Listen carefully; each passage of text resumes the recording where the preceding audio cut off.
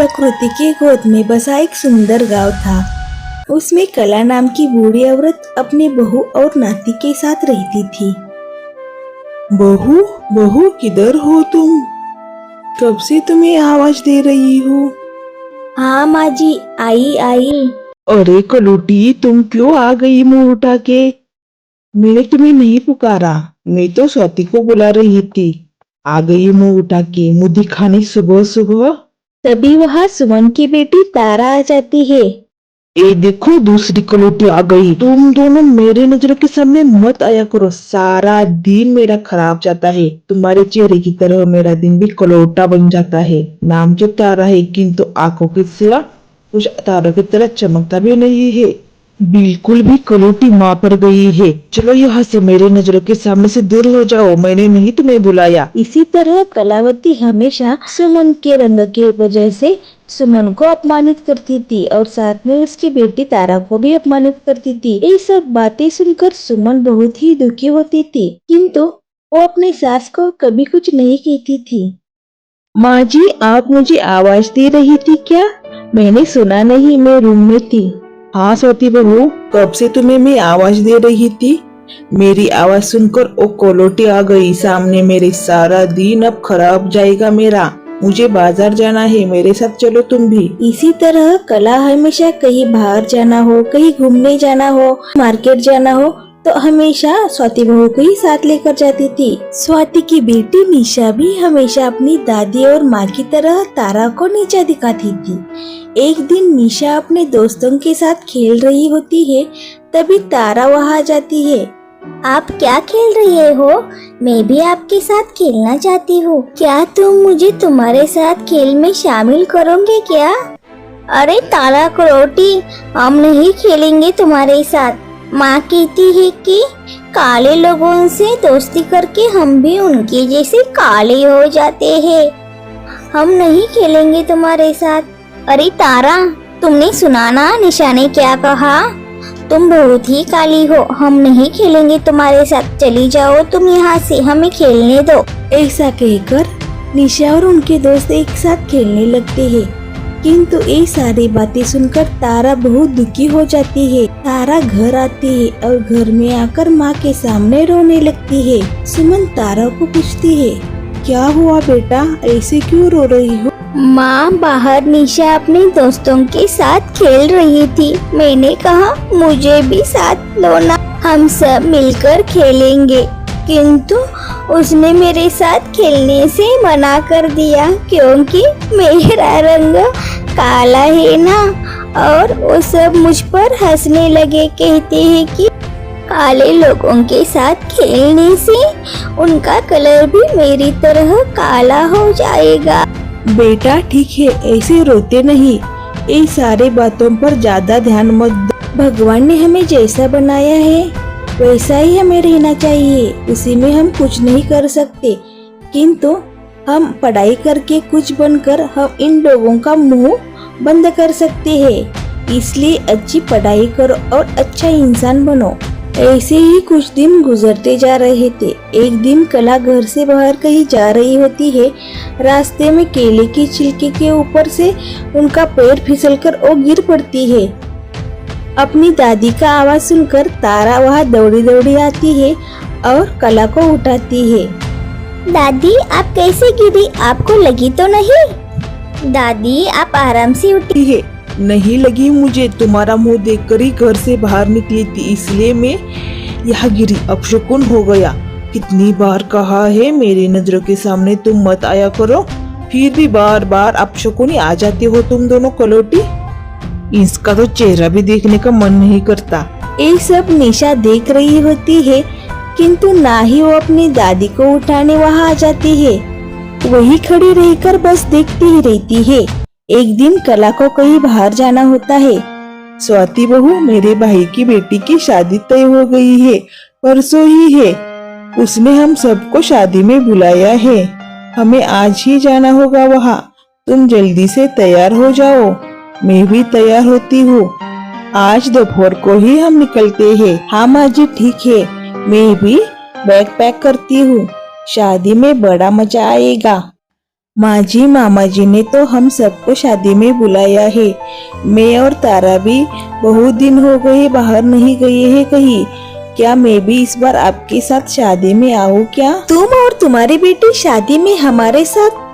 बिल्कुल भी नहीं चलेगा। तुम्हें और तुम्हारी बेटी को देखकर सब लोग हम पर ही हंसेंगे। माँ जी, मैं एक बात आपको बताती हूँ, अगर ये दोनों कलौटी हमारे साथ आ गई तो मैं वहाँ नहीं आऊंगी। तुमने सुना नहीं क्या स्वाति बहू ने क्या कहा? तुम नहीं आ रही हो हमारे साथ। तुम्हें साथ लेकर जाकर हम क्या करें? हमारी हंसी बना दे। वहाँ सब लोग मुझे कहेगी कि कहाँ से ये कोयला उठा के ले आई, कहाँ ये चमकता हीरा और कहाँ ये कोयला। सब लोग मुझ पर ही हंसेंगे। चुपचाप तुम घर में बैठी रहो, हम जाकर आते हैं। स्वाति और कला दोनों शादी के लिए जाते हैं। अपनी बेटी निशा को भी वो घर में ही छोड़कर जाते हैं। अरे तारा, आज मुझे घोड़ी घोड़ी खेलने का मन कर रहा है। तुम घोड़ी बन जाओ, मैं तुम पर सवार होती हूँ। मैं नहीं बनूंगी घोड़ी। क्यों नहीं बनोगी घोड़ी? तुम चुपचाप घोड़ी बनो, नहीं तो मैं दादी को सब बताऊंगी। तारा घोड़ी बन जाती है, निशा उसके ऊपर बैठ जाती है। काली घोड़ी चलो आगे, काली घोड़ी चलो आगे, तुम दौड़ती क्यों नहीं हो? निशा तारा को चाबुक के फटके देती है। ओ मुझे मत मारो निशा, मुझे दर्द हो रहा है। निशा तुम मुझे मत मारो ना। नहीं, तुम ज्यादा दौड़ती नहीं हो, मैं मारूंगी। मुझे मजा आ रहा है। हाँ, मत मारो निशा। तारा के रोने की आवाज सुनकर तारा की माँ सुमन वहाँ आ जाती है। निशा, तुम ये क्या कर रही हो? ऐसा नहीं करते बेटा, तुम साथ में खेलो। तुम आखिरकार बहनें हो ना, एक दूसरे के साथ में खेलना, ऐसे नहीं करना। एक काली तारा मेरी बहन नहीं, मेरी बहन होगी तो गोरी होगी, ऐसी काली नहीं होगी। ये तारा मेरी बहन नहीं है। एक दिन अचानक कला के शरीर पर लाल लाल दाने निकल आते हैं। अरे ये मेरे शरीर पर क्या निकल आया है? ये लाल लाल दाने कैसे निकल आए बहू? कला चिल्लाने लगती है। उसकी आवाज सुनकर स्वाति और सुमन वहाँ आते हैं। माँ जी, ये आपको क्या हो गया? ये लाल लाल दाग धब्बे आपके शरीर पर कैसे आ गए? देखो ना बहू, मुझे कुछ समझ में नहीं आ रहा है। जल्दी से कुछ करो, मुझे ये पीड़ा अब बर्दाश्त नहीं हो रही है। माँ जी, आप परेशान मत होइए, कुछ नहीं होगा आपको। हम सब आपके साथ हैं। हम तुरंत डॉक्टर को बुलाते हैं। सुमन तुरंत डॉक्टर को घर बुलाती है। ए माँ जी को क्या हुआ है डॉक्टर? सुबह से अचानक ये लाल लाल दाने निकल आए हैं, हमें कुछ समझ में नहीं आ रहा है। आखिरकार ऐसा क्यों हुआ है डॉक्टर? देखिए, ये लाल लाल दाने निकल आए हैं, इन्फेक्शन की वजह से है, किंतु इसकी एलर्जी दूसरों को भी हो सकती है। मैं दवाई लिखकर दे रहा हूँ, आप उसे इस्तेमाल करिए, किंतु आप ज्यादा संपर्क अवॉइड कीजिए, इन्फेक्शन स्प्रेड होने का खतरा है। मम्मा मम्मा, ये दादी को क्या हुआ है?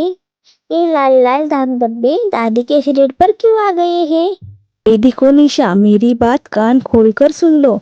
दादी को इन्फेक्शन हो गया है, इसलिए जब तक दादी बिल्कुल ठीक नहीं होती तब तक तुम दादी के पास नहीं जाना। समझ में आया?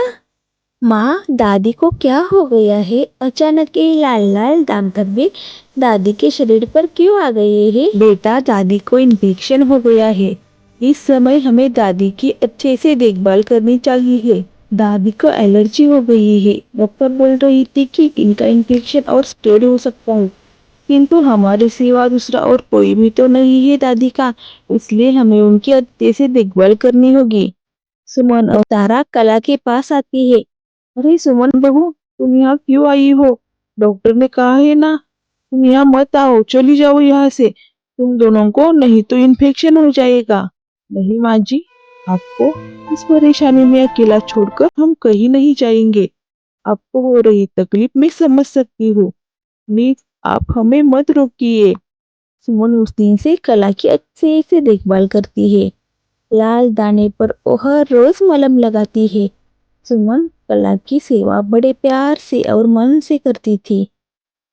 दूसरी ओर स्वाति सब दूर से ही देखती रहती थी कि क्या चल रहा है, कि तो पास नहीं आती थी और अपनी बेटी निशा को भी वो पास नहीं आने देती थी। दोनों दूर से ही दादी को देखती थी, बल्कि तारा दादी के पास जाकर दादी को अकेलापन दूर करने के लिए दादी के साथ गप्पे लड़ाती थी। अब दादी भी तारा से बड़े प्यार से बातें करती थी। ऐसे ही कुछ दिन बीतते जाते हैं। कला अब पूरी तरह ठीक हो जाती है। कला बहुत खुश होती है। तभी स्वाति, माँ जी आप ठीक हो गई। आपको पता है मैं कितनी परेशान रहती थी। मुझे खाना खाने का भी मन नहीं करता था। आपके सिवा हमने कैसे दिन गुजारे हमको ही मालूम है। अब आप ठीक हो गई है, भगवान का शुक्र है। भगवान का शुक्र नहीं है, बल्कि सुमन का शुक्र है, जिसने मेरी सेवा सगे माँ से भी ज्यादा की। आज सुमन और तारा नहीं होती तो आज मैं जिंदा भी नहीं रहती।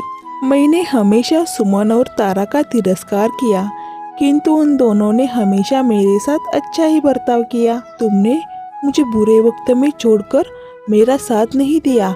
आज मेरी आंखें खुल गई है। इंसान की असली पहचान उसके कर्मों से होती है, ना कि उसके रंग और रूप से। माँ जी मुझे माफ कीजिए। और सुमन दीदी आप भी मुझे माफ कीजिए। मुझसे बहुत बड़ी गलती हो गई। मैंने आपको हमेशा नीचा दिखाया और आपके साथ हमेशा बुरा बर्ताव किया, और मेरी बेटी को भी मैंने वैसा ही सिखाया। किंतु आज मुझे मेरी गलती का एहसास हो गया है। मुझे आप माफ कीजिए।